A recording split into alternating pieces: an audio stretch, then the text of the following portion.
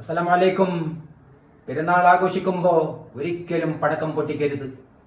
നമ്മൾ പൊട്ടിക്കുന്നത് 30 ദിവസത്തെ പരിശീലന കളരിയിലൂടെ നേടിയെടുത്ത ഈമാനാണ് പൊട്ടിക്കുന്നത്. നമ്മൾ പൊട്ടിക്കുന്നത് ത്യാഗത്തിലൂടെ നേടിയെടുത്ത മനോഹരമായ ഭയഭക്തിയാണ്, തഖ്വയാണ്. നമ്മൾ പൊട്ടിച്ച് കരിച്ച് കളയുന്നത് അള്ളാഹുവിന്റെ അപാരമായ അനുഗ്രഹത്താൽ ലഭിച്ച മനോഹരമായ സമ്പത്താണ്. പൊട്ടിച്ച് കരിച്ച് കളയുന്നത്.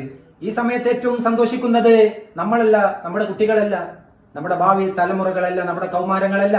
പിശാചാണ് ഏറ്റവും ആ സമയത്ത് സന്തോഷിക്കുന്നത്. ഇതൊരിക്കലും ഇസ്ലാമിക ചൈതന്യത്തിന് നിരക്കുന്നതേ അല്ല. ഇതിനെ പ്രോത്സാഹിപ്പിക്കരുത്. നമ്മുടെ ഭാവി തലമുറയെ നമ്മൾ കൺട്രോൾ ചെയ്യേണ്ടതുണ്ട്.